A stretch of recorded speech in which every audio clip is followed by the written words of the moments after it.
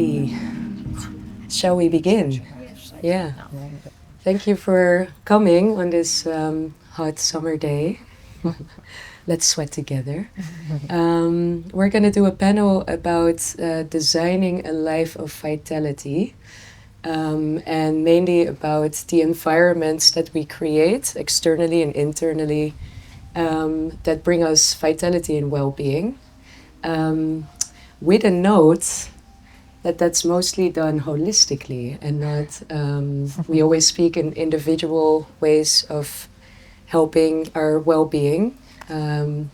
If we have a mental problem, we go to a psychologist. If we have anything in the body, we go to a nutritionist, but actually it all works together. And that way I would love to introduce myself. My name is Laura Van Rey.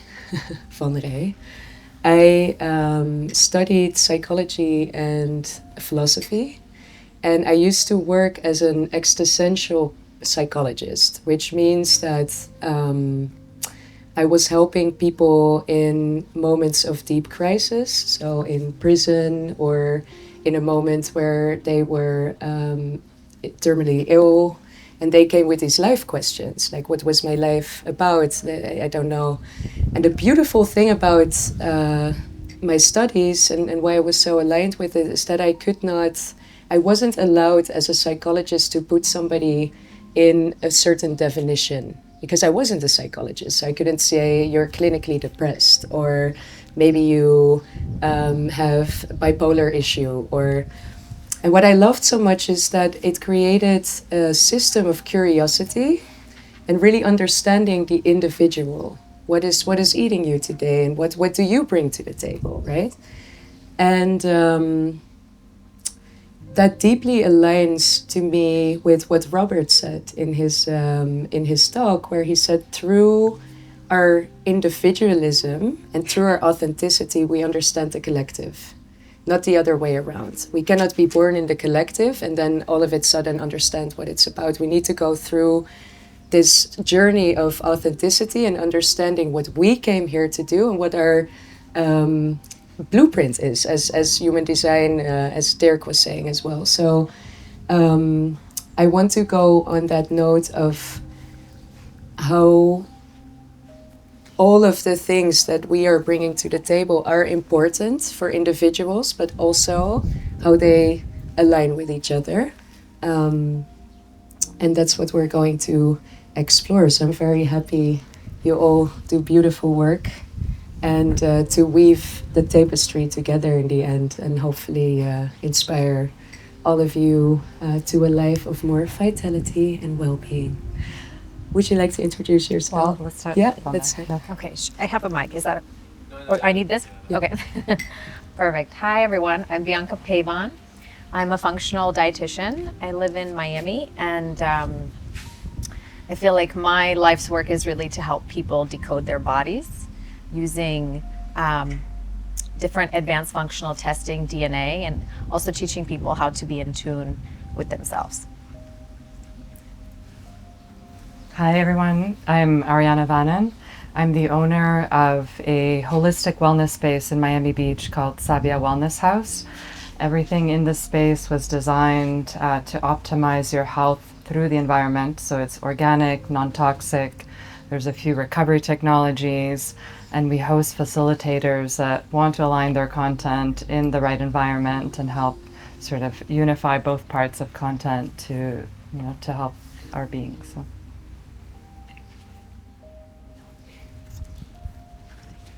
Hello, it's nice to be here. Thank you. My name is Stephanie.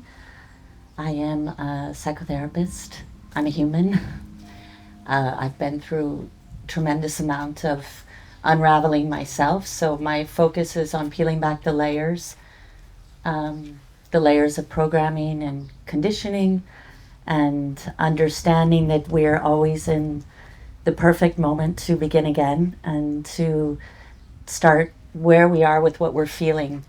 And so how can we drop out of our minds and more into the body and feel in order to transform our human experience? Thank you. Shall we? Yeah, with that, Yeah. may I invite you to close your eyes? So finding a comfortable seat, taking this moment for yourself to drop into your body and to feel the weight of your body as it connects down into the ground. You might say internally, I give myself permission to step out of my mind and into the presence of my heart. And with that, I invite you to feel the sensations as they awaken inside of your body. Tuning into your breath. May I invite you to take 3 deep breaths. We'll take them together as a group, breathing in, holding at the top. Open your mouth wide and exhale with a sigh. Exhale all the air out, holding the air out. And then breathe in again a nice deep breath as you lift your spine. Breathing in some more and hold. Open your mouth wide, exhale. Empty out the back of your throat. Exhale all the air out, dropping into the body even more, holding out. And one more time, deep breath in. Expand your lungs, widen your heart, open up, breathe in. Hold. Open your mouth and exhale. Exhaling, releasing, allowing the sound of your sigh to activate your vagus nerve. Holding out now. Gently closing your lips, breathing in and out. Through your nose. Connecting to your breath. Will allow for your mind to settle down so that you can drop into your body.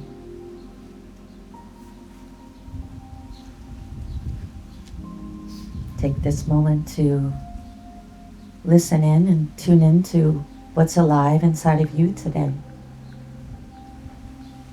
Just taking a inventory like a scientist looking in. Just noticing what emotions are present.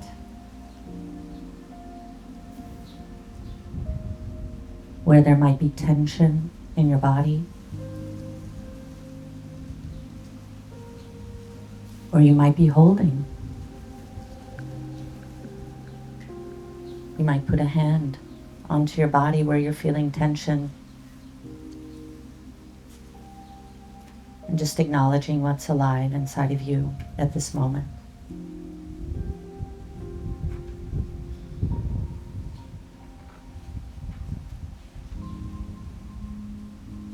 Turning towards yourself, I invite you to invite in whatever it is that you would like to call in for your day today. What type of care and nourishment does your body need? Or does your heart need?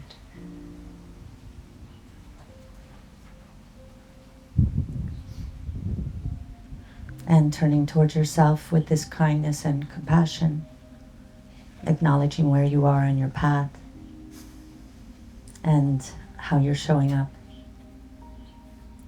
And then before we close this session, may we just connect deeper into the ground beneath us that's always here supporting us. Just say thank you. Acknowledging this beautiful land of Ibiza for holding us today. And then turning your attention upwards into the mystery, invoking your divine presence and higher selves to be with you today.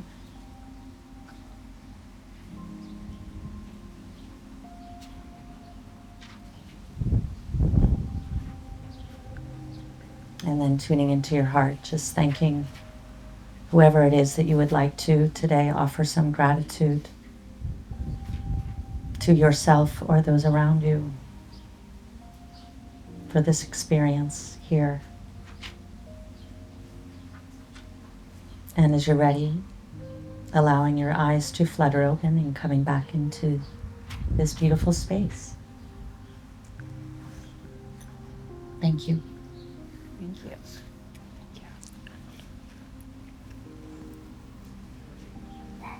Thank you. What have we just been doing? Well, it's about embodiment, and just if I can say, you know, it's, as many of you know, we, especially now, we're very well aware of a lot of things intellectually. We can learn now on Instagram our attachment styles. We can learn through ChatGPT, analyze and synthesize our relationships. I have clients that upload their conversations to diagnose their partners. Honestly, a lot. It's actually very common. I hear more and more friends are doing it. I think it's interesting. And they're sending me their analysis so I can speak with their partners about it. And it's like, okay, guys, what about what's happening in the body? That's good to know those things, but what about the present moment and what we're experiencing right now? And Laura so beautifully is opening up the conversation about vitality and this holistic approach, and it's true. But these are all words. The feelings are what they're activating, and the emotions are the connection to our soul selves, I believe. So the work is finding stillness more and more and disconnecting from the intellect to really feel into what our deeper layers and the wisdom that they carry. So I wanted to share that because I was thinking about that driving here today, how it's about embodiment. And embodiment is yet another word to express how we have become so addicted to our minds and our thoughts and thinking, finding solutions, figuring it out. But our heart knows what to do if we're willing to let go of the continual control that we feel when we're in our minds. So Thank you. just wanted to share that. Thank you so much. I want to go into that, and I want to go to you for also the nutrition part in this, because yes, we tend to live in the mind, and then we spoke about how we have a second brain, right? And maybe it's the first brain even that we react to in our emotions. So I would love to see your perspective on vitality in the work that you do.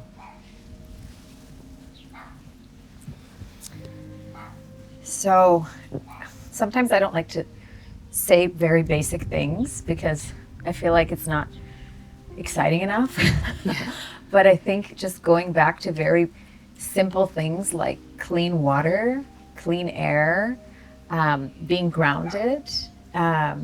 We live in a high rise in Miami. We're not grounded. We're bombarded with EMF pollution. The water, the municipal water in Miami is filled with radioactive elements and arsenic, and not to be too depressing, but it's something that we all need to know. We're bathing in this, we're washing our kids in this, our food, and so we get exposed. We don't air out our homes anymore, so the indoor air is even polluted. So if you think about that, we're dealing with repeat insults every single day that are invisible, that we don't even know. So I think for me, vitality is like, how do I feel? How do I wake up in the morning? Do I spring out of bed with energy, or do I press snooze 10 times? How many coffees or matchas do I need? At what time does my energy low? Do I intermittent fast because my brain works better when I don't eat? So these are all opportunities to be checking in with your system and figuring out what is your body communicating. A lot of my clients tell me, I pee a lot. And then I look at their blood work and I go, well, you're very cellularly dehydrated. Your cells are not absorbing water, which means they're not absorbing nutrients. And as far as food goes, you know, food is so funny. I used to be a big subscriber of following your indigenous diet, and I do still believe that, but I think what's more important is eating locally, because there's light energy in the food that is giving us information. It's giving us information about the minerals in the soil, the microbes in the soil, the air, the water. So this allows our cells to communicate, to have coherence. And so, yeah, covering, I guess, clean water, air, clean food, and obviously clean thoughts. Yeah. Yeah, I love how Stephanie started. I think we all know our body has this innate intelligence, right? It's constantly trying to balance. And so when I think about how we should approach vitality, the inputs, whether it's the environment, what we consume, who we spend time with, it's either helping us calm us, balance us, or it's a stressor. And stress can be good in small doses, but these days we constantly expose our body to different stressors, and it's just too much, which then ends up depleting us. I recently heard someone coin EMF as the biggest toxin that we're exposed to. It's this invisible frequency that's constantly stimulating us. So we can feel here, it's, Stephanie, with your little meditation, we're isolated from all this radiation. Our body naturally can ground, get calm, tap in right into ourselves. But when we're on the phone, there was a recent study that spoke about 30 minutes on a phone that is enabled with 5G stimulates your brainwave where everything on an EKG is red. So you're constantly in that high beta state just from being next to your phone. So imagine when you're in buildings, when you're driving electric cars. So all this, it's this invisible stressor that one doesn't realize is really what is depleting us. So we can do all the things, eat healthy, meditate, yoga, but if we're not careful about sort of the frequency part of our environment, I think we're inadvertently depleting ourselves.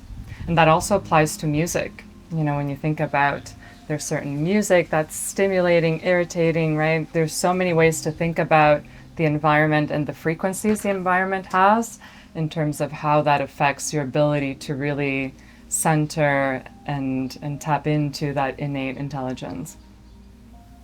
Beautiful. As you are designing spaces where people can tap into that liminal state of spaciousness, because we cannot really control the outside circumstances all the time. We have to deal with stressors, but I do feel that our home environments can be changed in a sanctuary. Would you have easy adjustments for people in their houses to create a place of a sanctuary, a place of rest? Yeah, this is my favorite topic. Normally, I would start with the bedroom. So it's the time where we're meant to rest, where if we want to take an opportunity of where to start in your space would be, how do we create the most peaceful environment? So obviously turning off your phone, no electronics in the room. I love also, as much as possible, organic mattress, sheets, anything that's, carpets, all these things off gas at night. It's another stimulant that one is inhaling all night. And then there's things as simple as blackouts. You know, our body absorbs light, we don't just feel light through our eyes, but it's also our body. So anything you can do to, you know, keep that light out, I think that would be a few simple tips. You can go way beyond. But Bianca mentioned a really good one. And for me, it's super fundamental. It's water. I'm very passionate about water because it's the thing we consume the most, especially when we're at home. And so whether it's getting spring water delivered, or some people are lucky enough to be able to go collect it, the right filter. So that would be, you know, the world of filters is vast, but Yeah. I think definitely you can ask me after this. I'm happy to share sort of the knowledge there. And then I think an underrated tool that I love in spaces is thinking about the flow of energy. So feng shui is something that I've studied that I really love applying to spaces. That's super simple, no cost at all, but really thinking clutter, colors, and positioning of items. So always making sure that as you enter spaces, you feel like energy could flow, that you could flow. You're not bumping into things. You have visibility into the front door, whether it's from your bed or, you know, when you're sitting in your spaces.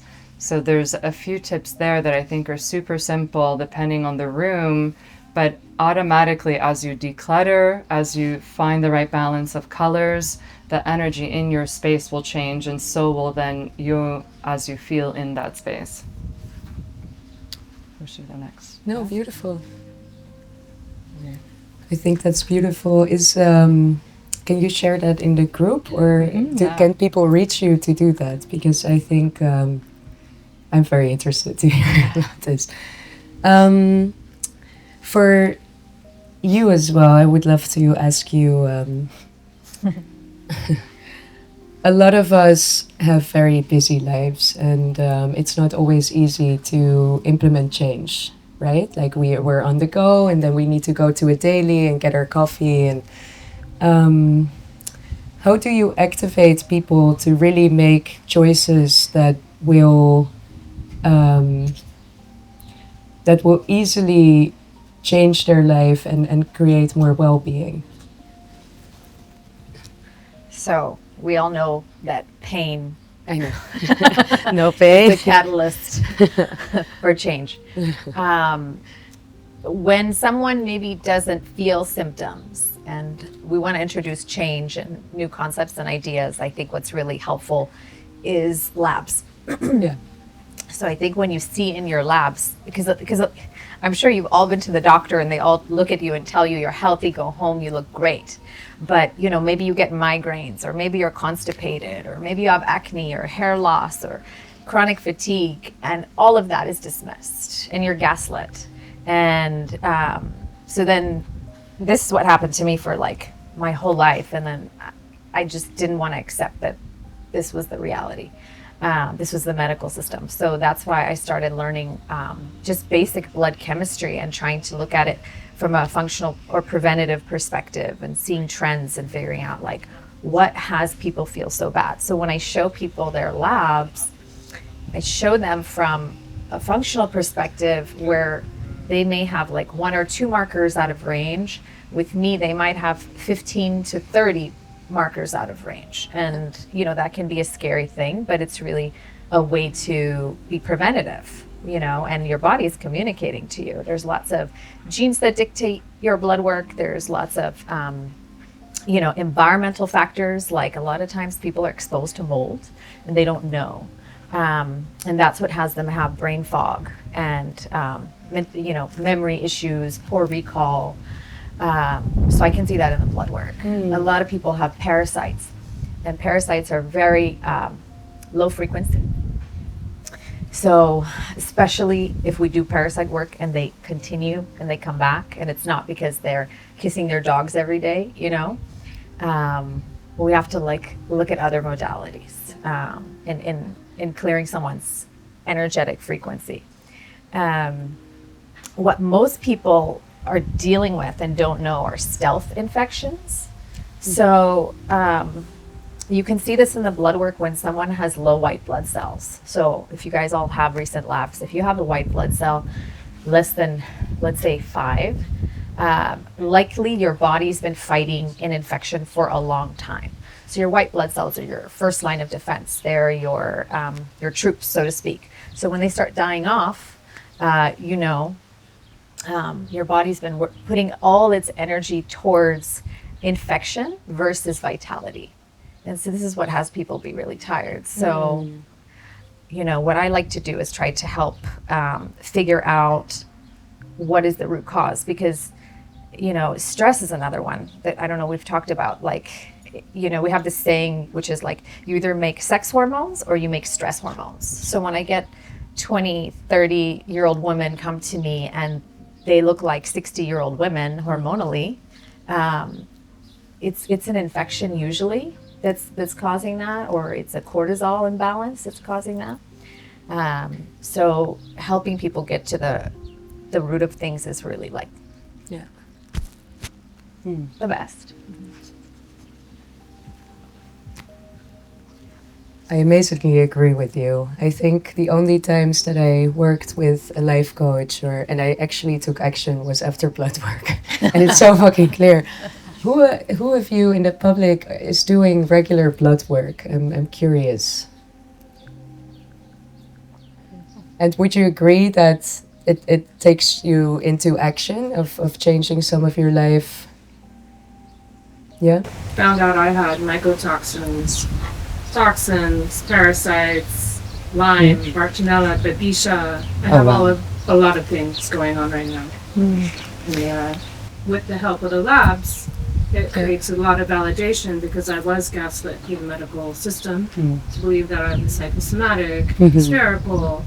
My symptoms weren't being treated for 3 years. I was getting worse. My energy, I'm a completely different person right now because I have completely changed. So the blood work has made a huge difference, and now I'm learning as I go how to treat certain things, but it's still an ongoing journey because it's chronic now. And monitor. Yeah. And sitting with the realization that it's chronic is also kind of debilitating in a sense, but... Can I interrupt you? Yeah. Be careful. I know. So be careful how you speak to yourself, because your body is listening, your brain is listening for your thoughts, and so it can operate. Yeah. So I don't like labels. I don't like to say, I also have been exposed to Lyme bacteria, Bartonella, Babesia, but I never say I have Lyme, or I have autoimmune. It's like, well, my body is actually doing something protective. It's trying to, fight a pathogen, and maybe the outcome is antibodies that lead to autoimmune. But I think it's very empowering to have this kind of information. And some of us actually have what's called a warrior genotype, where they don't feel symptoms.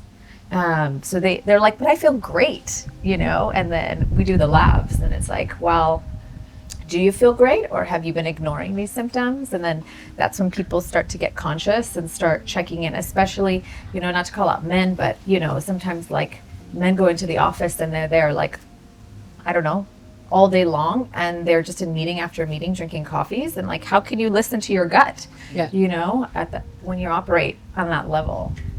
So yeah. And I think you make a very beautiful connection here to the work you do, because obviously we have many autoimmune diseases where we cannot find the real source of where they arise from, but I think we start to agree in the medical world that a lot of the cause is mostly stress.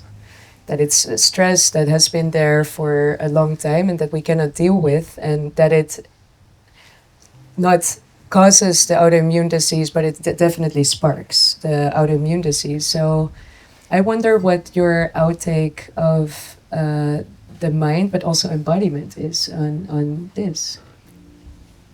Sure, thank you. This so is many interesting things. Thank you so much, and I love this conversation. All of this is incredibly important, and I really appreciate when you said at the root defining these root causes in the body.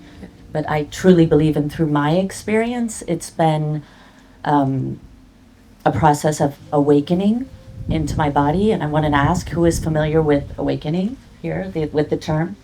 Yes.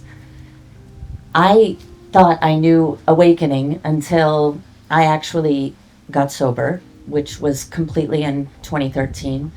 And my body awakened into feeling again. And when that happened, consequently and paradoxically, it opened up what I call our channel, because we're all channels, our body is a channel, to our light or energy body, which can also be referred to as our soul self. So when you're able to understand, and soul self can also be authentic self or true self, the truth of who we are. So understanding that from a holistic viewpoint, that we have this body and we can get infections and we can be affected by stress, and we have repressed emotions within our body that also are getting activated or triggered very often, and we often ignore that by numbing. For me, it was alcohol and drugs. And so when I was able to acknowledge that and to remove those coping mechanisms, I could actually tune into the emotions, the anxiety and the fear that I was holding after years and years of plant medicine use. I was 10 years into ayahuasca and mushrooms, very, very spiritual. I had all the feathers, I had everything, but my body was ailing. And so for me, the work is the spiritual work. It's understanding that we are actually, or we have different aspects of us in different realms. So with that, some simple practices that I've noticed have really changed my life have been learning to set intentions for myself every day. Every day I wake up, I state internally what it is I want to focus on in that day without forgetting this. Because you think, oh, I'm an intentional person, blah, blah, blah. But we're human. We forget. Anytime we get pushed out of our comfort zone, we can go into those states of low anxiety, panic, trying to please, disconnecting, or we go to numb and distract. And it's very distracting right now. We're in a very distractible place, my opinion. So the practices are, for me anyway, being able to bow down every day to something larger than ourselves. And that can be different for everybody. There's no religion. It's having this idea of reverence to source, mystery, God, creation, quantum field, and learning to put our minds aside and allow ourselves to be guided by this, the heart, the intuitive self. Because so we all have that. That's part of our beautiful technology, is the intuition, the gut feelings. But most of the people that I work with, most of my clients, many humans, the majority of humans disconnected from that internal guidance system as a child because it wasn't safe enough to feel that. So we went up in our mind, the safest place, and lived in our stories. And those stories, those beliefs that we created, we live our whole life by. And when we get in relationship, they're reflected back to us. That's why many of us have serial relationships with the wrong guys or the wrong women. It's showing us there's this aspect of us that we don't want to see, so the external world is bringing it perfectly designed for us to finally look inside and own it. But instead, oh, she's like this, he's like that, he doesn't want to be intimate. We label, we judge. It's human. It takes a lot of courage to actually say, wow, maybe this is something within me. That's where the inner work resides, in that ability to deeply humble ourselves to whatever it is that's happening in our now moment. That's why I really encourage this real presence. And presence is also another word highly used, very misunderstood. Full presence is, wow, I want to judge you, but it's bringing up this feeling within myself. That's mine. I can blame it on my family, my job, the outside world, the news, the whatever, but in reality, oof, that stings.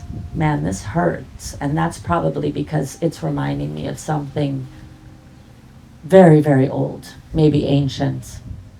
And it might be something you picked up through your mother's or your father's, but it's alive. And until we're willing to bow down to that, I really truly believe that that's where the transformation is.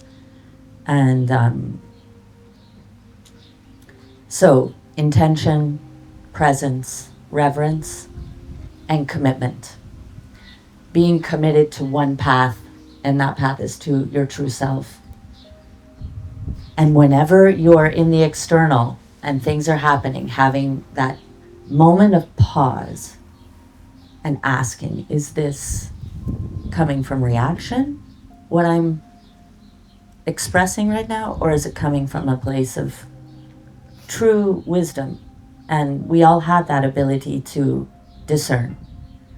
And so having that commitment every day to your truth.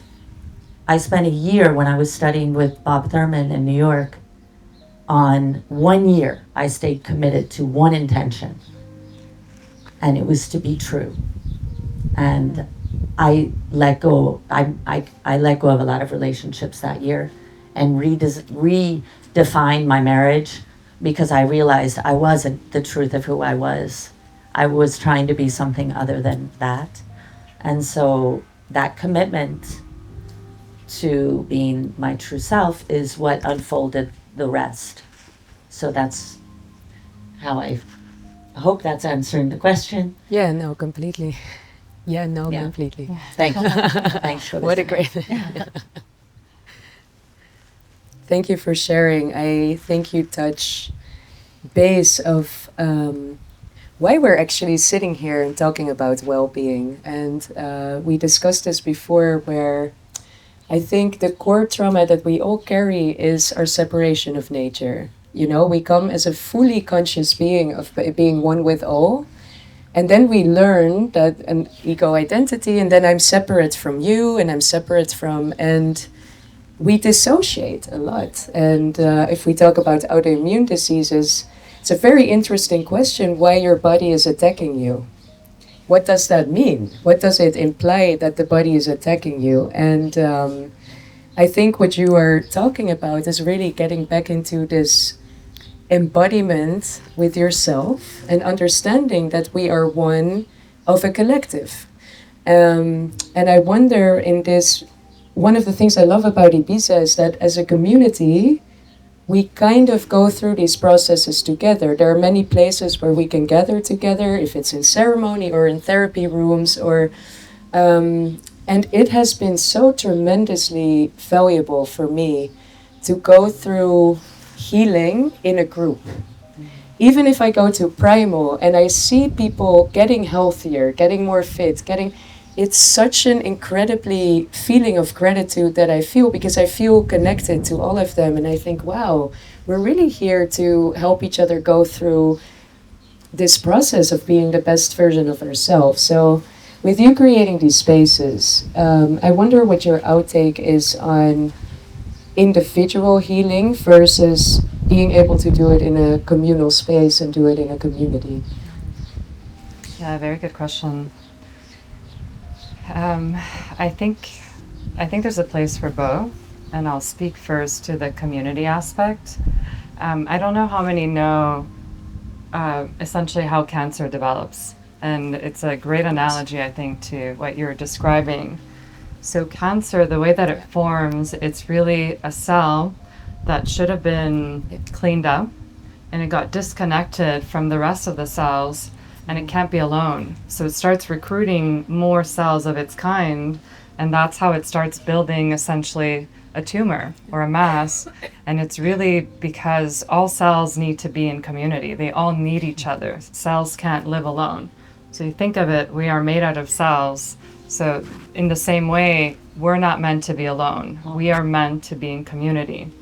And so I think there's so much healing that can come from community. One, the obvious is the support, but also the learning, right? You're encountering people that mirror things to you, or perhaps their guides come in with little nuggets of information that one might not have thought of. So personally, the space that we have in Miami Beach is really about that. So there's always people coming in, meeting each other. Oh, wow, I have this information for you. And boom, that person is on a new path. So there's so much value in that. And obviously, Maria, you know this, right? With all these events, this is where we, I think we grow in so many ways, and health is always a part of that.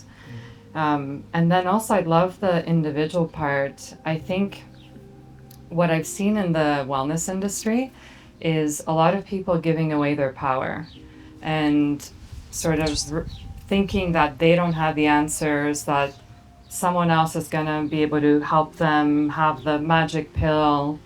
And at the end of the day, we are really so much more intelligent. I think what we need to learn is that healing can be so much more simple than we make it to be if we really tune in and we really start discerning, like, is this for me? There's so much advertising these days of, hey, this is the best new gadget for healing, or this is the best new supplement for this. But is it really right for you? Is that really what you need? And often, I think it goes beyond supplements and gadgets. It's the emotional component, it's the environment, it's the water, the people we're connecting with. That's, what we consume the most is really what we need to change first before adding some fancy new item. And so I think sort of tapping into your individual wisdom, and then in community learning sort of what that community has to offer to help you heal. And I think the community also gives you that joy that, if you're not in that joyful state or happy state, it's really hard to heal, right? I think the more that we can find these environments that are going to allow us to tap into a bit of happiness, despite what we might be feeling, I think that is going to help you make that bridge to then continue on a different path, on that more healing path. So I think it's very hard to heal if you are stuck in a fight or flight response. If your body thinks it's running from a bear or a tiger, guess what? You're not producing sex hormones, you're not attracted to your partner, you're not digesting food, you're not absorbing food, and your gut is not working, because that's not the priority. But most people don't even know they're pinged into fight or flight, because it's their norm. How many of you have like 20 browsers open at the same time? Okay, that's an opportunity to look.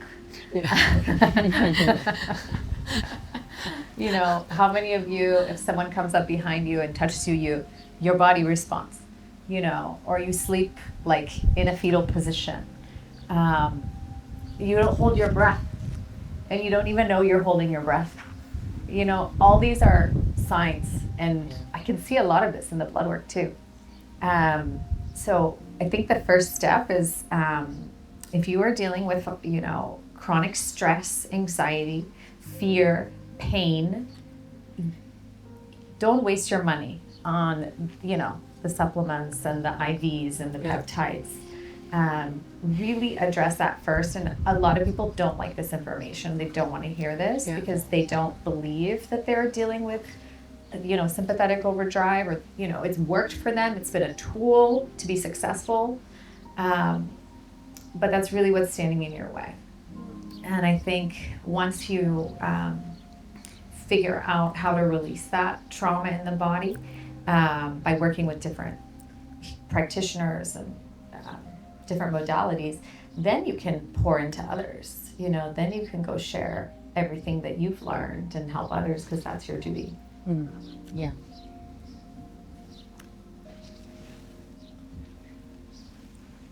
I think we're getting somewhere.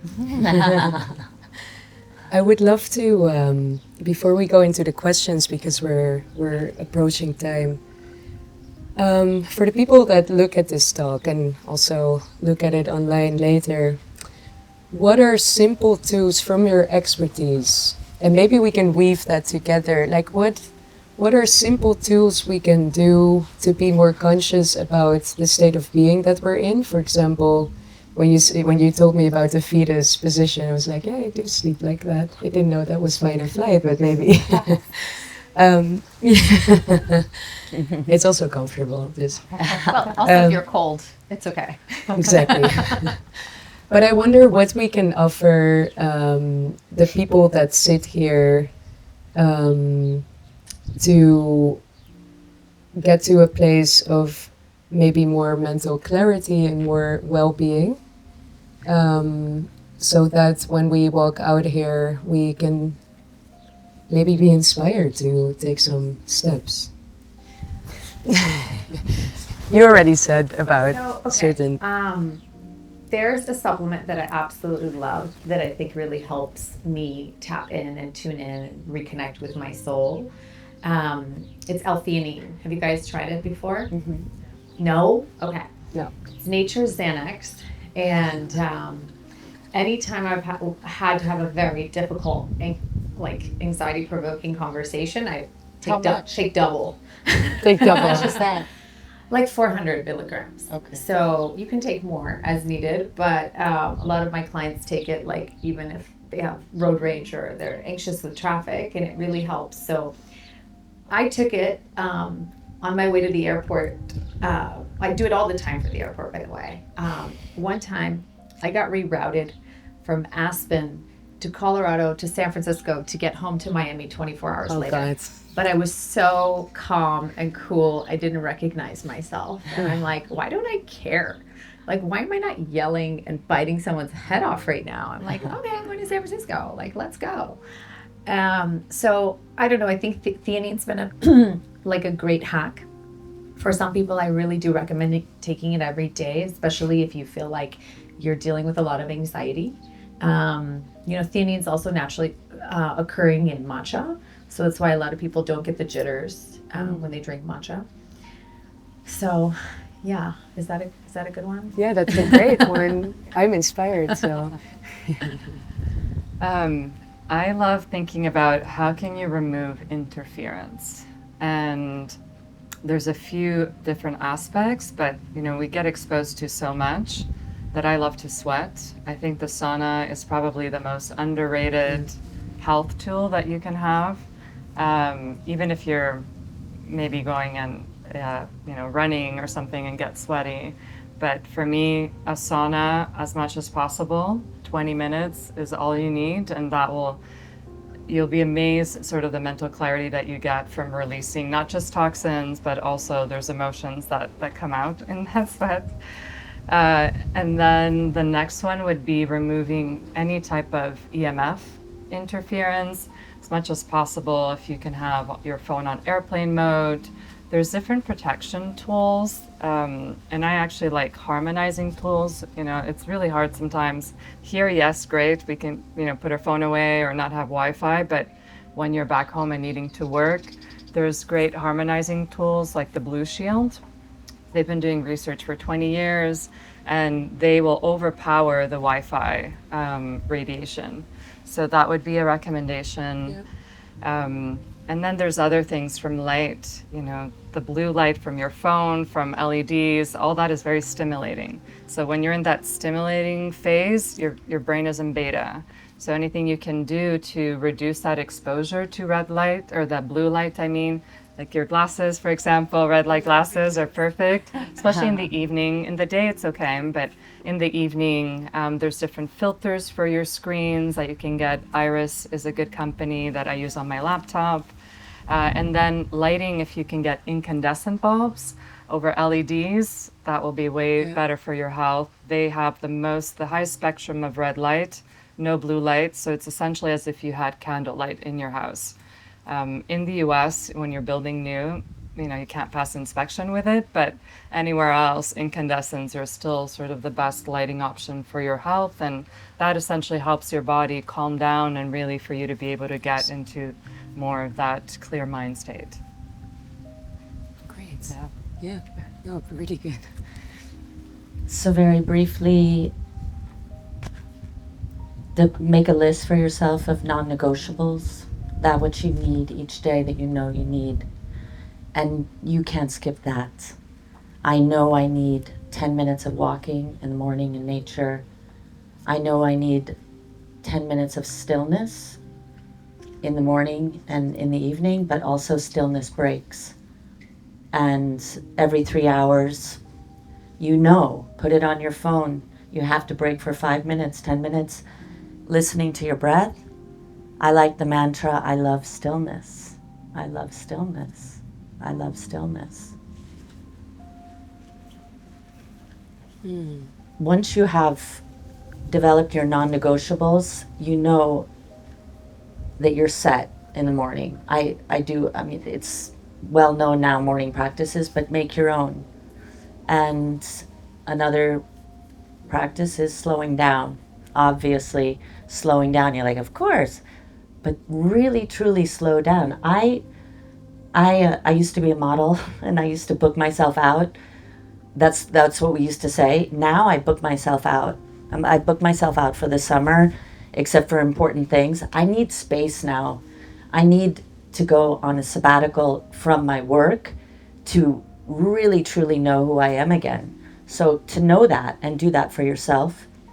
And another thing that I always do every day, I look in the mirror, I call in my higher self, and I say, show me the way today.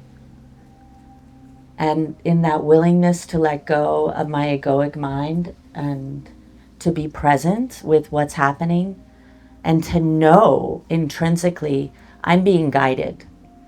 It might not look the way that I expect it to look, but every person, every experience, this conversation, being open and present is where the miracles happen.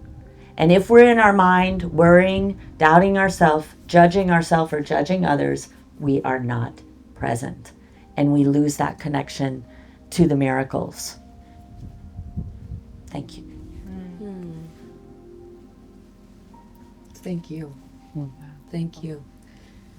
I feel that we did make the connection between what you've all been sharing and how that influences our well-being, that it's not only one direction we can take, but that it's a holistic approach from changing the light in your house, to knowing how to work with anxiety, because we cannot really outrule all anxiety or everything that makes us anxious, we need, I think, 100 lifetimes to really get to the core of that. So, and then the importance of working on a spiritual path and having a deeper meaning in life and community. So I hope that we leave you inspired.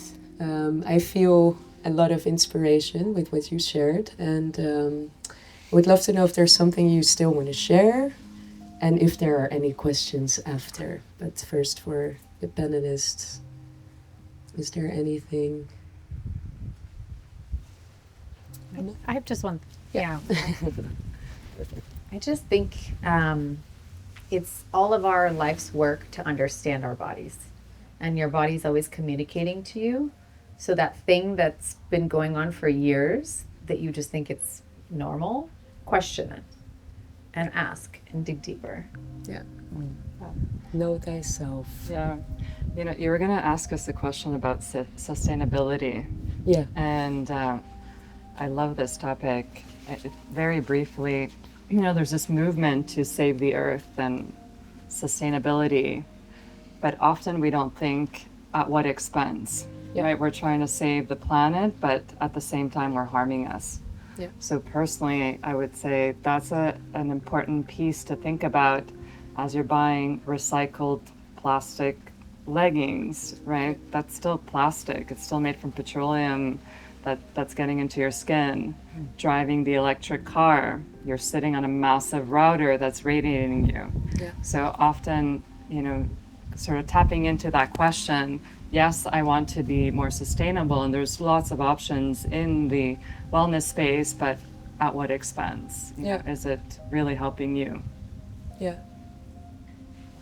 Thank you. Mm-hmm. Are there any questions in the audience?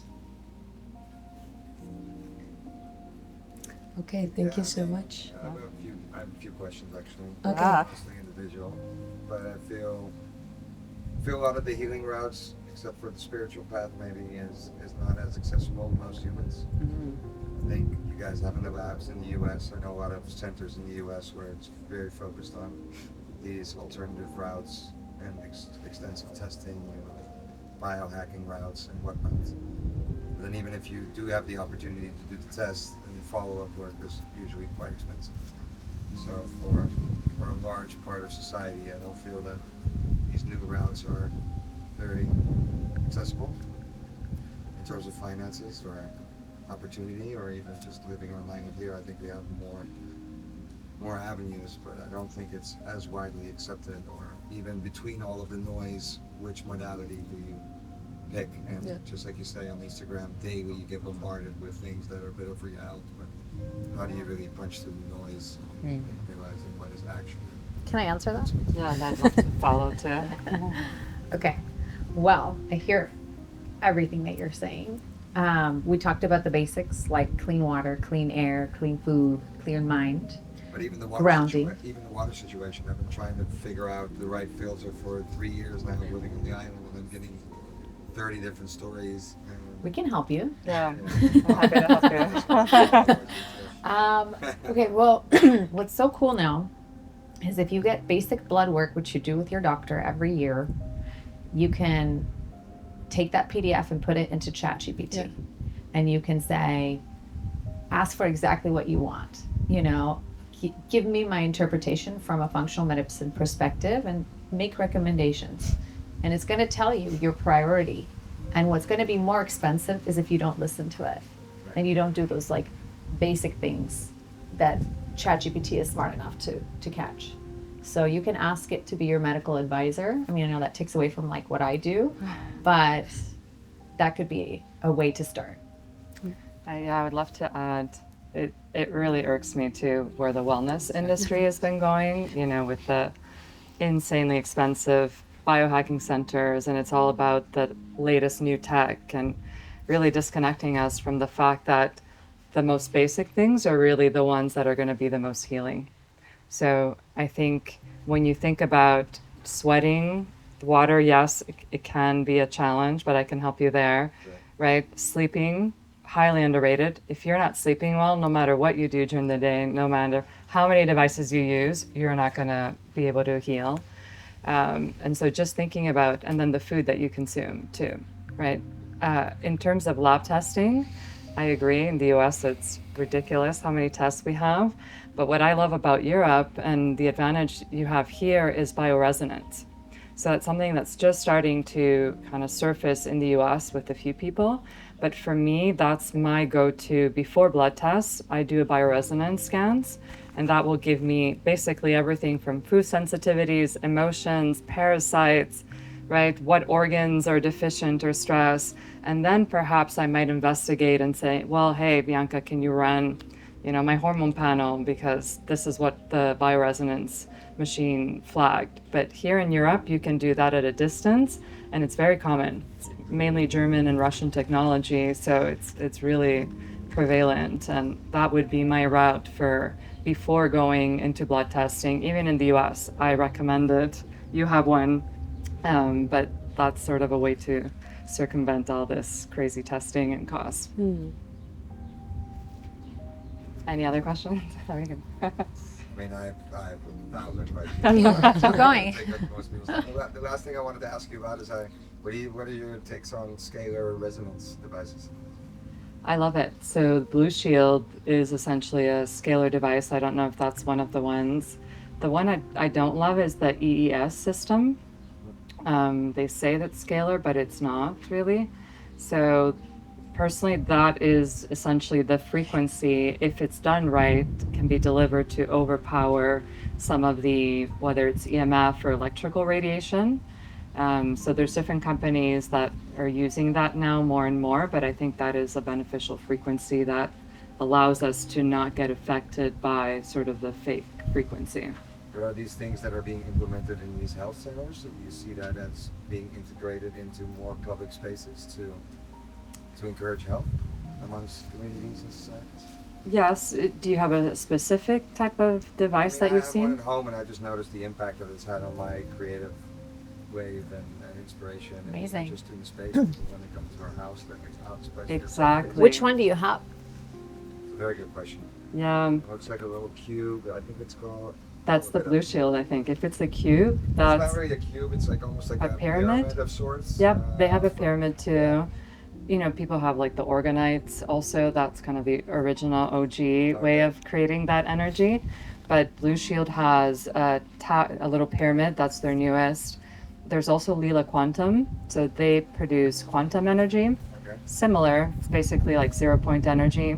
Anything that allows us to tap into the field or create more of that, you know, ether field. When you think about 5G or Wi-Fi, it creates a fake field. So we're living in this fake electrical field, if you want to call it, and not able to tap into what we're normally, you know, able to tap into. So when you have those devices in your home or in a healing center, they really create that environment so that you can download, whatever you want to call it, tap in, right, into that universal intelligence. So I love them, yeah.